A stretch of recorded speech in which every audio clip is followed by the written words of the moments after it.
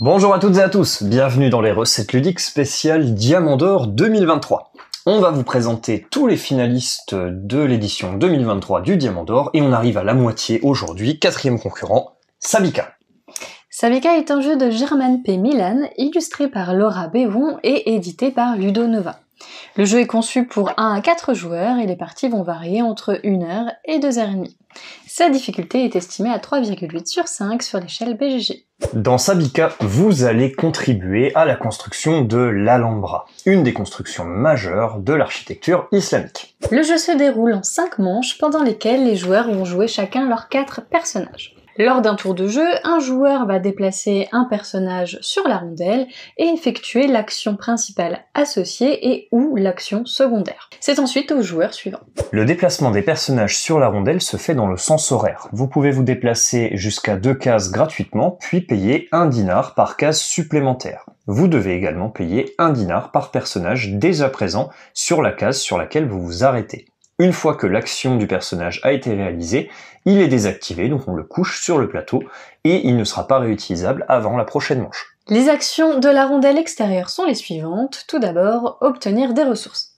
Il y a 4 ressources différentes dans le jeu, et lorsque vous en obtenez une, vous devez la mettre dans une maison de stockage, une ressource par boîte. Deuxième action disponible, améliorer vos maisons de stockage. Vous avez la possibilité de récupérer une nouvelle tuile pour améliorer vos capacités de stockage, ainsi que obtenir 2 nouveaux bonus. Chacune des maisons de stockage peut être améliorée jusqu'à 2 fois, et vous pouvez également choisir avec cette action de ne pas récupérer une nouvelle maison, mais à la place d'obtenir une nouvelle fois les bonus d'une maison déjà présente. L'action de marché. Récupérez 2 dinars, puis faites jusqu'à 2 achats, ventes ou échanges de ressources. Dernière action de la rondelle extérieure, vous pouvez réaliser une construction. Construction majeure d'abord. Pour faire une construction majeure, vous devez dépenser une ressource de base, toujours la même, et éventuellement jusqu'à 2 ressources différentes qui vous rapporteront des points de victoire. Vous récupérez ensuite la tuile de votre choix, qui vous permet d'avancer sur la piste de sultan, qui vous permet de prendre un bonus parmi ceux déjà passés, de votre choix, et d'obtenir les bonus ou l'action correspondant sur la tuile. L'action de construction mineure, cette fois-ci, elle vous permet de dépenser la ressource indiquée sur la carte choisie, plus toujours ce même système de ressources optionnelles pour obtenir des points de victoire. Vous récupérez la carte et vous l'ajoutez à votre frise. Si vous faites correspondre les couleurs de céramique, vous obtenez les bonus correspondants. Sur la rondelle intermédiaire, on trouve 3 autres actions. L'action exporter, vous payez le coût en dinars pour aller jusqu'à un port que vous n'avez pas encore visité. Si vous êtes le premier à arriver sur ce port, vous gagnez le sceau qui est placé dessus, puis vous pouvez exporter jusqu'à 2 biens. Pour chaque bien ainsi exporté, vous gagnez des parias et des points de victoire. Vous obtenez ensuite le bonus du port. L'action de consolider les relations. Choisissez un port dans lequel vous avez déjà un bateau et déplacez-le vers la partie droite de ce port.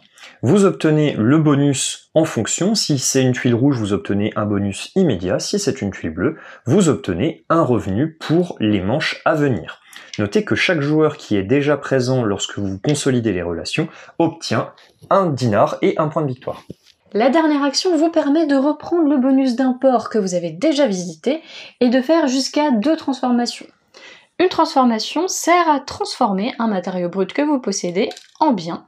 Ces biens pourront être vendus avec l'action exporter qu'on a déjà expliquée. Sur la rondelle intérieure, la première action vous permet de récupérer un poème. Vous pouvez choisir de récupérer un poème mineur en payant une ressource et éventuellement une ressource supplémentaire pour gagner des points et un nombre de dinars qui dépend du nombre de poèmes que vous possédez déjà. Les poèmes mineurs bleus représentent des actions, des bonus permanents, et les poèmes mineurs rouges représentent des bonus instantanés.